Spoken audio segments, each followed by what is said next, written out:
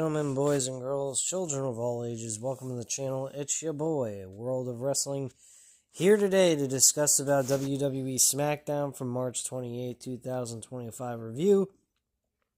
We'll also be talking about Monday Night Raw right after this video is uploaded. I do have a cold, guys, so if I don't sound energetic or super pissed or excited or anything like that, showing a ton of emotion, it is because I am under the weather right now. I'm going ahead and giving you guys this review. I feel like shit though, but I'm going to give you guys the best review possible that I can for these two episodes, because I want to stay consistent with this as much as I possibly can. This show for SmackDown this past Friday wasn't bad. Wasn't great either. It wasn't all that exciting. It was definitely a lot better than last week's episode of SmackDown. The ending of the show was fantastic. Randy Orton and Drew McIntyre had a good matchup. Randy Orton kickstarted the show with Cody Rhodes. I'll go right into that.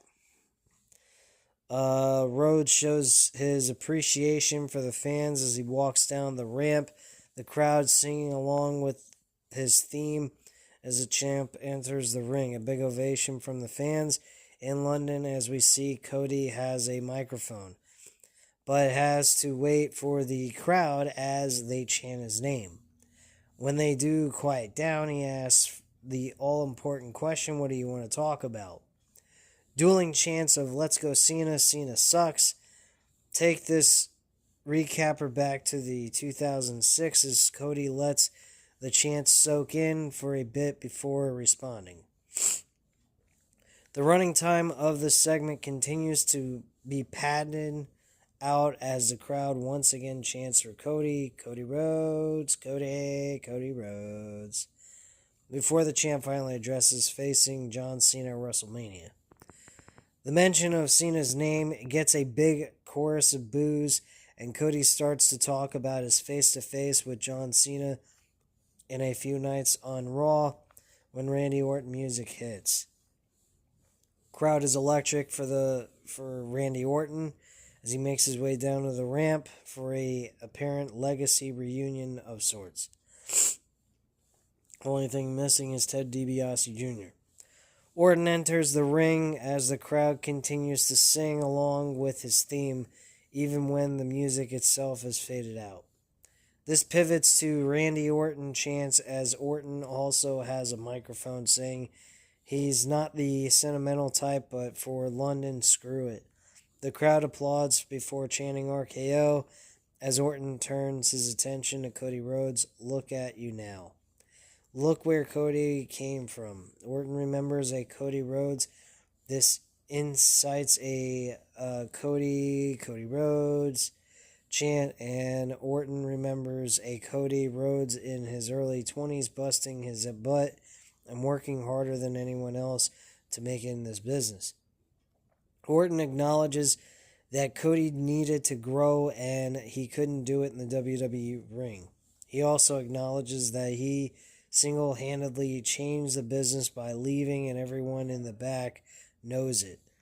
Orton respects him for what he did, and also noting that Cody came back and he grew. He tries to shut down the crowd, continuing to sing Cody's name, but that just gets them riled up before Orton reminds everyone of what Rhodes went through to face Seth Rollins inside a Hell in a Cell. Rhodes beat Rollins with a torn pec before eventually finishing his story at WrestleMania 40. But there's always another story, isn't there? Cody is in control of his legacy now, and ticket sales and business in general has been up greatly, and that's 99.9% thanks to Cody Rhodes. I disagree. I think it's everybody involved, plus also the enhancement of the storytelling that we have seen. I mean, granted, there are moments where we see a dip in that, where we're not seeing that kind of story consistent. But we see it a lot more with Triple H and his team than we did with Vince McMahon in control of creative, more than most definitely. So there you go.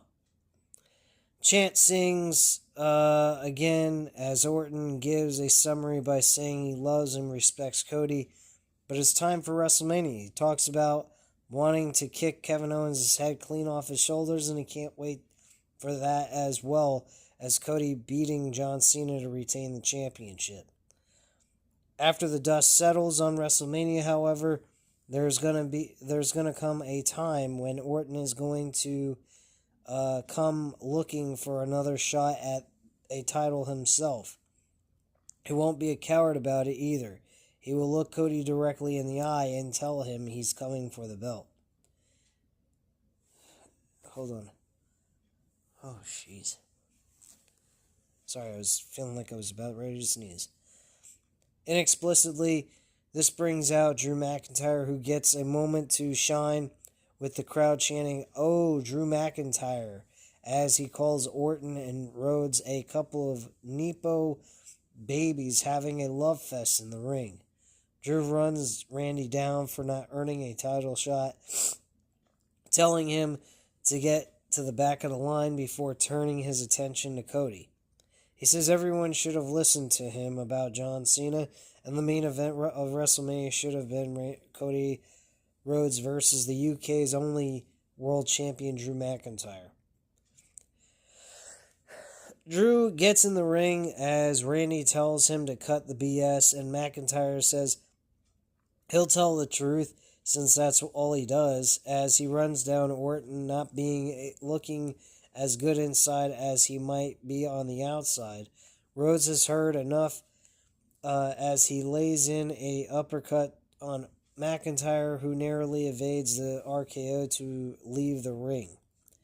We cut backstage to see the Street Profits and Pretty Deadly as the Tag Team Championship is on the line up next. So they kickstarted the show. This match, I did not care for.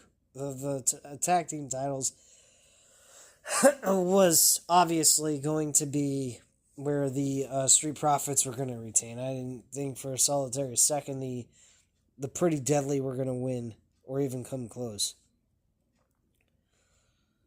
So we get breaking news that Orton will be facing Drew McIntyre later on in the show. Okay, great. We get the tag team title match. Of course, Street Profits win. Okay matchup, nothing too terrible or great about it. The champs celebrate as we cut to earlier today, where Zelina Vega and her friends are confronted by Chelsea Green and her secret Hervis, which is supposed to be Service, but they change it to Hervis, or Hervus. Leading to our next match as we head back to ringside. Okay. Kenta Chance and Caden Carter head down the ramp as they get ready to face Piper Niven and Alba Fire in the next matchup, which we haven't seen Katana Chance and Caden Carter in a very long while. We get a video package about the first match ever inducted in the Hall of Fame, which was Stone Cold Steve Austin and Bret Hart in a submission match at WrestleMania 13. A very, very good matchup. One of the best of all time. There's only a couple that rival that, like WrestleMania 12 main event Iron Man match with Bret Hart and Shawn Michaels. So Bret Hart's got two amazing matchups that he was involved in. Another match is Shawn Michaels and The Undertaker. That was a great match at WrestleMania 25. There are so many great WrestleMania moments. It's outrageous.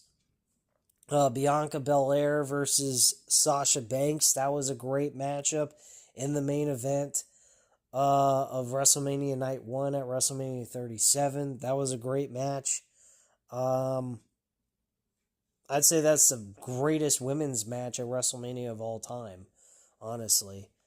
I mean, unless there's somebody that can come up with something better. I mean, the only other thing possibly as good as that is maybe the Women's Championship at WrestleMania 32 with the triple threat match between Charlotte Flair, Sasha Banks, and not Bailey, Becky Lynch. That was a really good matchup. I enjoyed that one. Some people would say I'm nuts because all of WrestleMania 32 is pretty much trash. I'd say that was the best match on the entire card.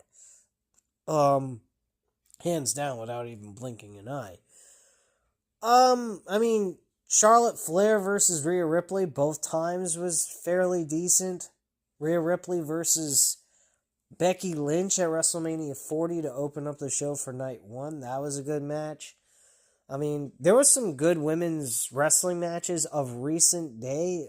Back in the old days, I mean, not really, because women wrestling wasn't all that important back then, thanks to Vince McMahon. But, yeah, there's quite a few women's matches that were really good back in the day, or, like, more recently, that I found entertaining. Guys, we get to Katana Chance and Caden Carter facing Piper Niven and Alba Fire. Alba Fire and Piper Niven win this match. Very lackluster match. I just didn't really care for this match all that much. Following that, Piper and Alba and Chelsea attack the duo after the match until Zelina Vega runs down for the save. But the numbers game is too much as Green and her Secret Hervis stand tall. Great. We get a shot of LA Knight backstage as the U.S. champ is on the line up next. We get some promotion for Stephanie's Play series and a graphic for the upcoming contract signing and a peek at some of the celebs in the crowd. Braun Strowman music hits. We get Braun Strowman and LA Knight going one-on-one for the U.S. Championship. This ends up being a disqualification. Braun Strowman ends up winning the match, but LA Knight remains the champion. Fatu brings the big man back into the ring as the crowd chants, "Ole, ole, ole, ole, Fatu, Fatu," at the Samoan Werewolf. He is interrupted by LA Knight, but the champ is immediately sent back out of the ring as Fatu charges at Strowman for a hip attack in the corner. More ole, ole, ole, Fatu, Fatu chants as he brings Braun to the middle of the ring for a moonsault, and the crowd chants one more time. To which Jacob Fatu obliges with a second moonsault for good measure before leaving the ring. We get a look back at the slap from Jimmy Uso on Raw before hearing from Jim himself, who promises to bust Gunther on Monday before Jay busts him at WrestleMania to win the World Championship. We hear Miz mocking him as he and him, meaning Carmelo Hayes, enter the frame. Miz calls him the other Uso, saying he and Jay are career sidekicks compared to the World Heavyweight Champion. He also says that he tried to slap Miz like he did Gunther. He'd be still on the ground, to which Jimmy fakes him out and getting a laugh before saying he'll talk to Aldis about getting a match against Miz tonight, which was a very, very, very boring match. Next, we get another look at Jacob Fatu's attack on Braun Strowman moments ago before going backstage to see the drama between the Samoan Werewolf and his bloodline brethren. The tension is evident as Fatu says he will be the last man standing between him and Braun Strowman, and he will bring the U.S. Championship back home to the family with or without their help. He looked at Tonga when he said that, and then without their help with Solo Sikoa. He walks off, leaving us with the sight of a frustrated Solo Sikoa and Tama Tonga, We hear from Naomi, who talks about all she's done for Bianca when she attacked Jade Cargill months ago. This was actually a very good segment. She's all wrapped up in caution tape, but it's really clothing with caution, like, graphic on the clothes. She expresses anger about Jade coming in from out of nowhere to take her place as Bianca's friend, as she's had Belair's back from day one. She's done being underappreciated and warns Jade to proceed with caution. I like what Naomi's doing here. I think it's very good stuff. Good content. She was coming across differently. Her emotions were all out of whack. Sounded like she was losing her mind, sort of thing. Going evil. She had this like evil smile during the promo and all of that during this vignette that they were doing. I liked the background. It looked pretty cool based on the to set the tone on what she was delivering in the promo. So I thought the whole thing was pretty nice. Backstage, we see Jade expressing her frustrations with Nick Aldis, saying when she sees Naomi, it's on sight. As she walks off, she bumps into Mitchin and B-Fab, who express solidarity with her issues as they have business of their own with Charlotte Flair. Jade thanks them for the kind words before wishing Mitchin good luck on her match, and they part ways as Mitchin faces Charlotte Flair next. Nothing exciting here that came about either. Obvious, predictable match. Get another mysterious vignette with "As I Am, You Will Be" faintly heard in the background before heading back to ringside for our next match. We get the release of Rey Fenix. He will be on Smackdown next week, as I'll be back in the United States for this upcoming Smackdown episode this Friday, so that should be exciting. And hopefully he has a really good match like Penta did. So Mitchin and B-Fab head down the ramp and enter the ring, but are blindsided by Naomi, who rushes into the ring. She lays out Mitchin and takes B-Fab to the outside, sending her against the announce table to lay in a beatdown until Jade Cargill runs down to make the save. Naomi escapes through the crowd as Jade helps B-Fab alongside some officials who help B-Fab to the back when Charlotte Flair music hits. We get a brief stare down between Flair and Jade Cargill. Holy shit, I hope that does not happen. If it does, it's not for a championship at least. God forbid. I'd hate to think that they'd give the title to Charlotte Flair so we can live out some fucking ridiculous WWE 2K bullshit that you can play on the WWE video game and not make this a fucking reality. And if you're gonna not make it over the title and take the title off of Tiffany Stratton just for that reason alone, that is ridiculous.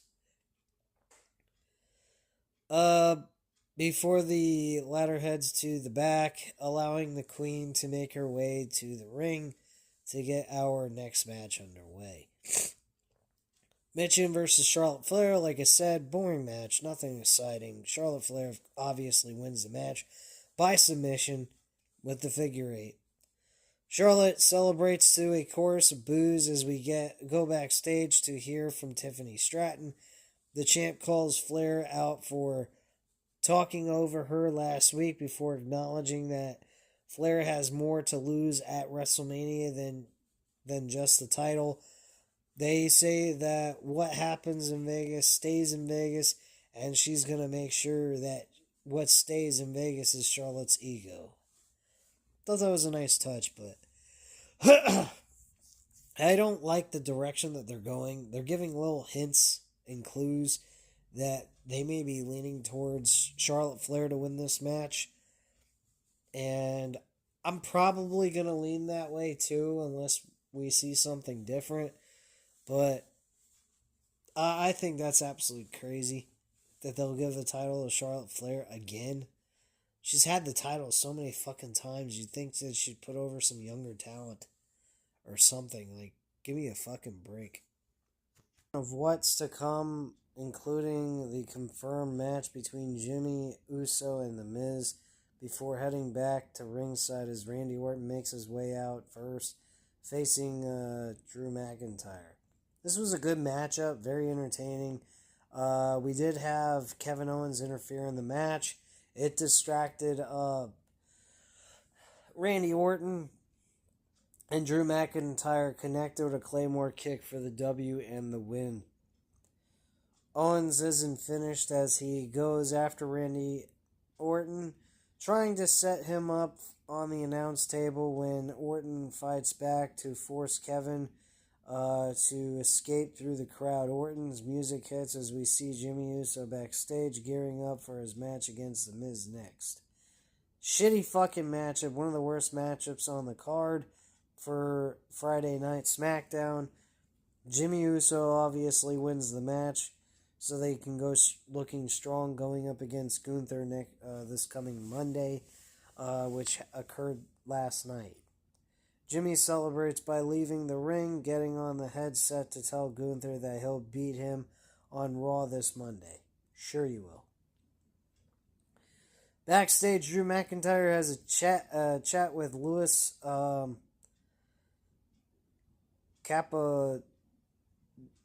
Capodelli before being asked about his match against Orton tonight. Drew simply takes the wins for what it is, addressing Damian Priest quickly, making his exit only to be blindsided by the Archer of Infamy.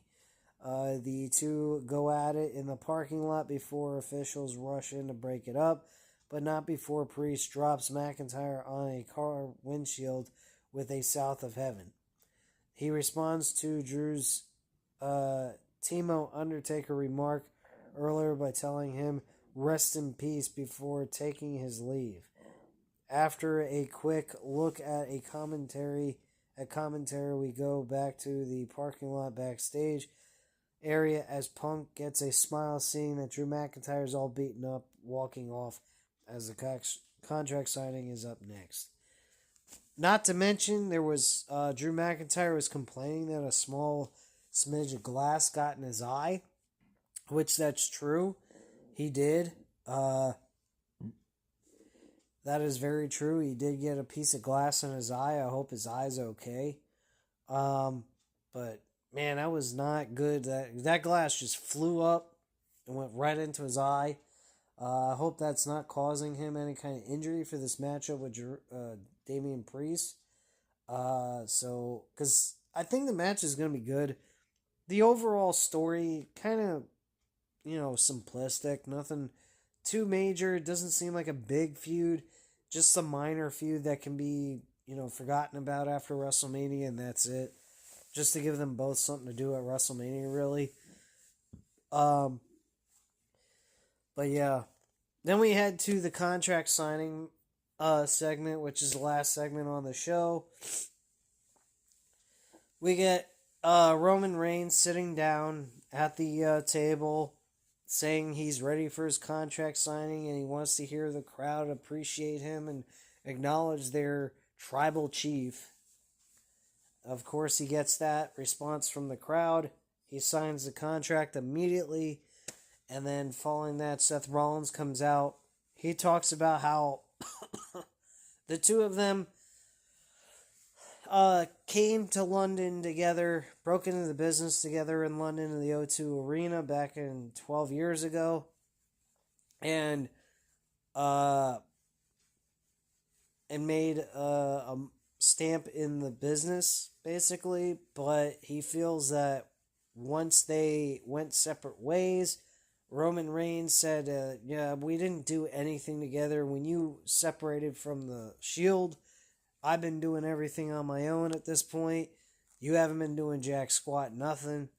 What has he done so special? He's main evented like 10 WrestleManias. What's Seth Rollins done in his career?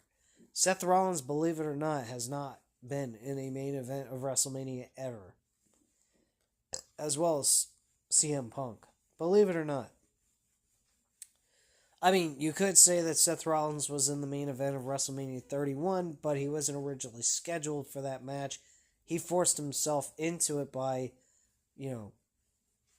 plugging his way in with the briefcase and winning the championship into a triple threat match. So that's basically how they did that. So I wouldn't call Seth Rollins the main event of WrestleMania 31, even though he did win the championship.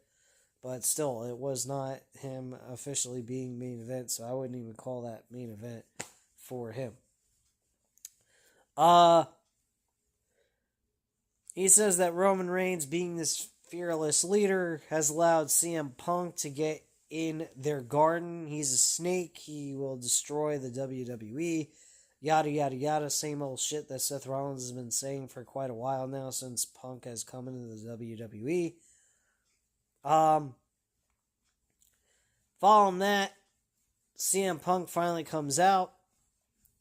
He checks out the contract. The fans are cheering for CM Punk. Seth Rollins is getting upset. He looks over the contract and he trying to look for the fine print where it says it's the main event. And Roman Reigns says, look, go to the final page, section so-and-so, and you'll see all the terms and conditions and all that jazz.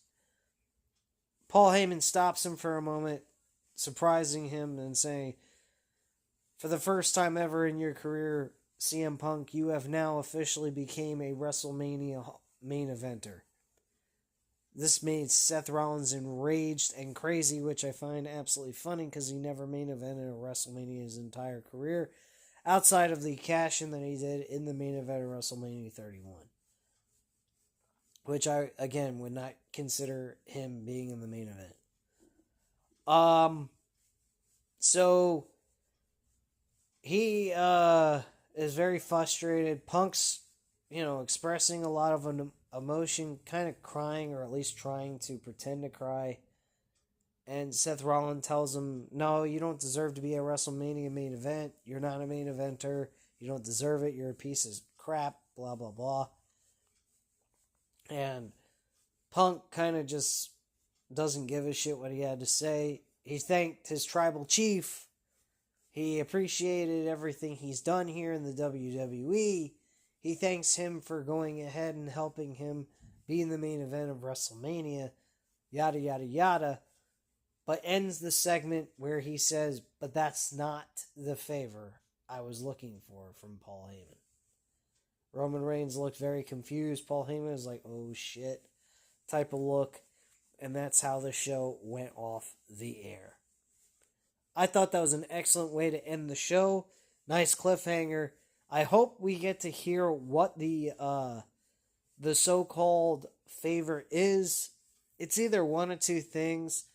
The favor is Punk gets to be added to the world title match, or whoever wins gets to be added to the world title match in night 2, or Paul Heyman gets the services of or CM Punk gets the services of Paul Heyman in the main event without Roman Reigns knowing about it, basically screwing Roman Reigns out of the match and ending up winning the match at the end of the day and joining with CM Punk permanently.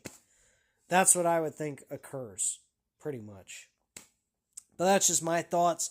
Let me know what you guys think in the comments down below, as well as hit the like button if you enjoyed the video, and subscribe to the channel. If you're not already subscribed to the channel, I don't know what the fuck you're waiting for, but I do appreciate you guys coming in and checking out the Smackdown review for March 28th, 2025. Thank you very much, and I'll speak to you guys again soon for Raw review for March 31st of 2025.